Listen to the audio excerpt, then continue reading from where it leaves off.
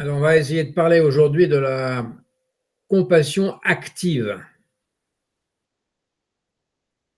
Comme on l'a rappelé à de nombreuses reprises au cours de ce trimestre qui va bientôt se terminer,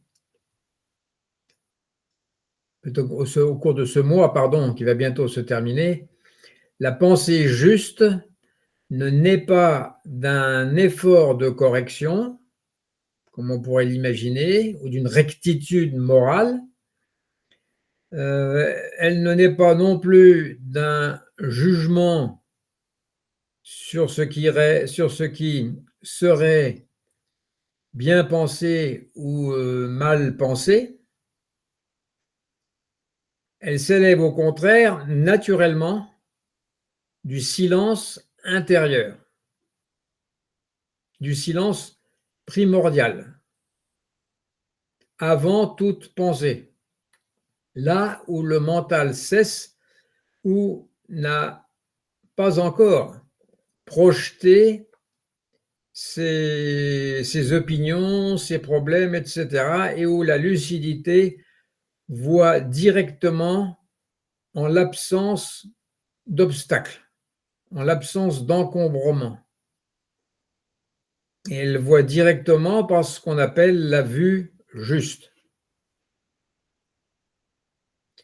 Dans ce silence initial, dans ce silence primordial, il n'y a pas encore d'autre. C'est comme pour un bébé ou un jeune enfant. Il n'y a pas encore d'autre. Pas encore de séparation. D'où une compassion naturelle, puisque la notion d'autre n'est pas encore présente ou s'est dissoute lorsque on est adulte et qu'on a travaillé le zen. Travailler le zen n'est peut-être pas une bonne expression, mais lorsqu'on s'est dissous dans le zen. C'est pourquoi la pensée juste est inséparable de la compassion. On avait dit à une certaine époque, il n'y a pas très longtemps, que la pensée juste et la vue juste sont inséparables.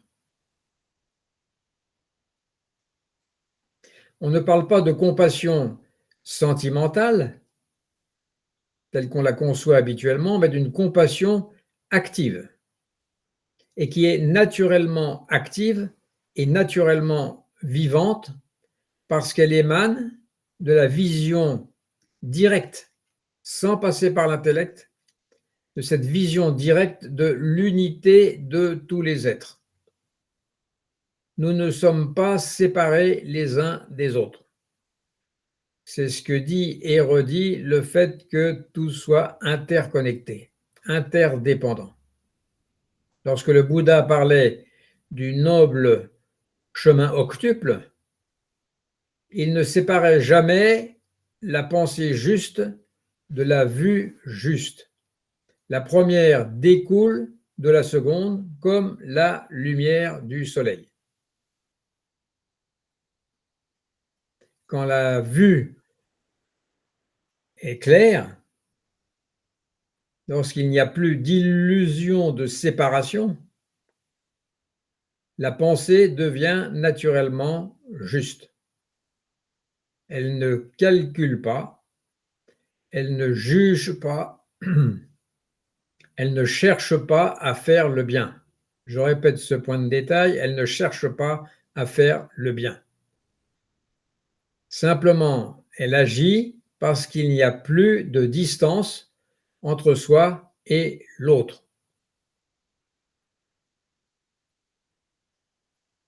Ça, c'est la vraie bienveillance, sans limite, en dehors de toute limite, où la notion même de limite a disparu et n'a plus de sens. C'est comme si on était tous frères et sœurs, ou frères. Dans le bouddhisme, la compassion en sanskrit c'est karuna, n'est pas une émotion que l'on cultive, ce que les Tibétains font beaucoup. Ils cultivent la compassion dans un premier temps, évidemment, mais du point de vue du zen, on va directement à cette compassion qui n'est pas cultivée, mais une émergence naturelle à partir de la réalisation de la vacuité, à partir de la réalisation de shunyata. Comprendre la vacuité, c'est comprendre en même temps que nul être n'a d'existence propre. Nous dépendons tous les uns des autres, comme les mailles d'un même filet, ce que Bouddha appelait le filet d'Indra. Indra, c'est un dieu hindouiste. Nous sommes tous comme les mailles d'un même filet, c'est-à-dire reliés à toutes les autres mailles du filet. Lorsque cette compréhension devient vivante, la compassion se manifeste naturellement dans les pensées, les paroles et tous les actes. Et donc, de cette façon, la pensée juste est déjà une action de compassion.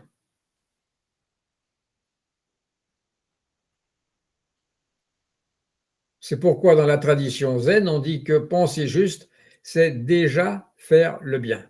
Ce n'est pas forcément faire le bien où on l'entend chez le commun des mortels, mais c'est faire le bien sans limite.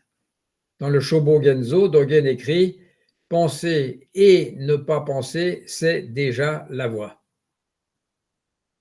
Ce qu'il veut dire, c'est que la pensée, lorsqu'elle ne se saisit pas elle-même, devient transparente, non duelle. Et alors, elle sert la vie en général sans que personne ne décide de servir. Autrement dit, ça va de soi. On pourrait dire que la pensée juste est la pensée du non-moi, celle qui ne naît pas de l'intérêt personnel, mais de la pure présence.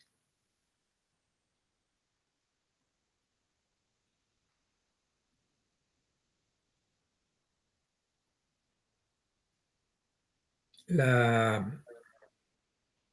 compassion active, par conséquent, ne consiste pas à vouloir sauver le monde, mais à ne pas s'en séparer. Le fait même de réaliser, de comprendre et de vivre le fait qu'on n'est pas séparé du monde, que le monde ne peut pas être un ennemi, qu'il ne peut pas être un compétiteur, eh bien à ce moment-là, naturellement, on est dans la compassion active. On n'a pas d'autre alternative que d'être dans la compassion active. On est le monde et on agit dans cette réalisation. Si on veut prendre un exemple de la famille, c'est comme agir parce qu'on est de la famille. On ne se pose pas trop de questions pour aider les autres membres de la famille quand on est de la famille, par rapport à agir parce qu'on est accueilli dans une famille. Ce n'est pas tout à fait la même chose.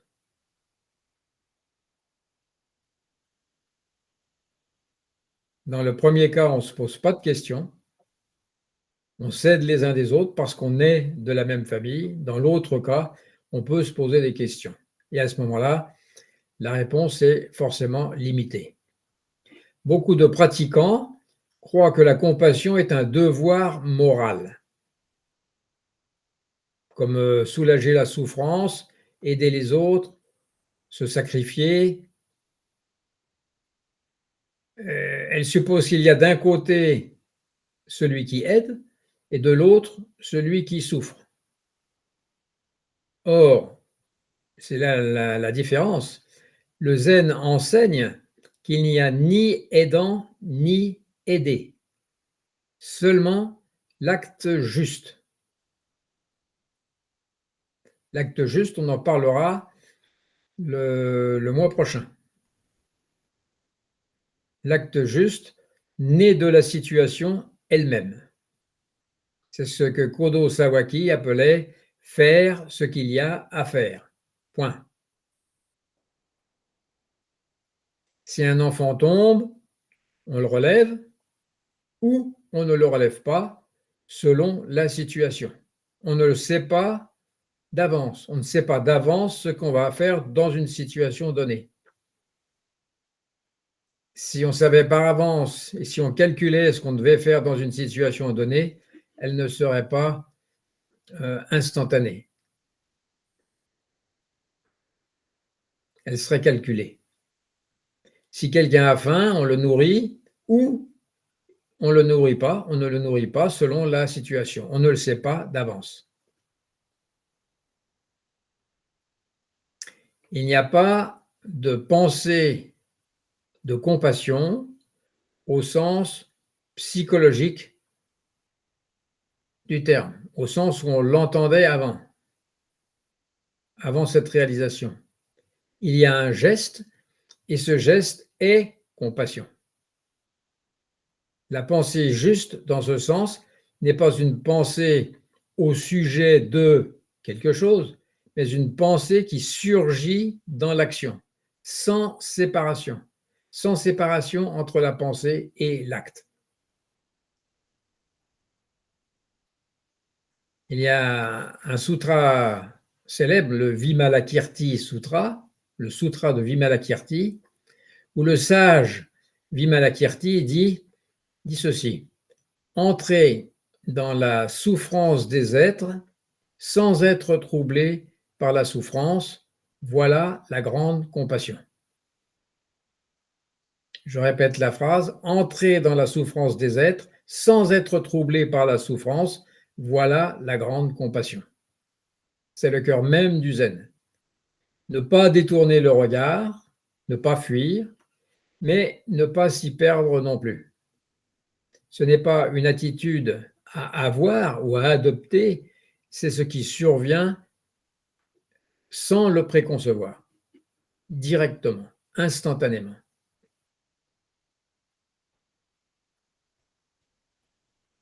Dogen illustre cette compassion active à travers le personnage du Tenzo. Le Tenzo, c'est le cuisinier du monastère, qui dans le Zen Soto, donc dans notre lignée, prend une place très importante. Et dans son texte, qui s'appelle le Tenzo Kyokun, Dogen explique que le moine cuisinier doit préparer les repas avec la même attention qu'un bodhisattva pratiquant la voie. Pas de différence. Chaque grain de riz est lavé avec gratitude, chaque geste est sacré, unique, et là se trouve la pensée juste.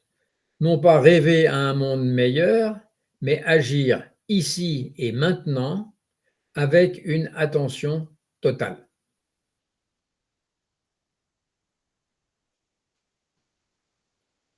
Donc ça, évidemment, c'est une attitude, par rapport à ce que l'on connaît, une attitude profondément subversive. Parce que le monde où l'on se trouve confond compassion avec idéalisme ou alors avec militantisme. La véritable compassion ne s'oppose pas à la réalité. Elle s'enracine dans la réalité, dans le terre-à-terre. Lorsque Maître Nansen, dans son fameux koan, trancha le chat en deux devant ses disciples, il ne commettait pas une cruauté, mais il montrait la folie de la séparation. Dans la Sangha, chacun voulait avoir raison,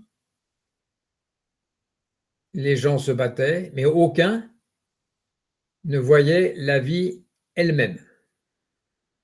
Et Nansen, par son geste, voulait sortir de l'idée de débat. Il n'y a pas de débat. La compassion véritable est celle qui libère du débat pour revenir à la présence nue. Rien de plus. Dans le zen, la compassion est parfois rude, abrupte, comme un coup de kyosaku, mais elle réveille et elle est là pour briser la torpeur de l'esprit. Enfin, on peut dire que la pensée juste et la compassion active se rejoignent dans le fait qu'elles ne dépendent pas d'un but.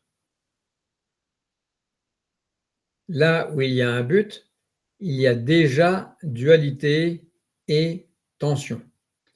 Mais la compassion véritable agit sans attente.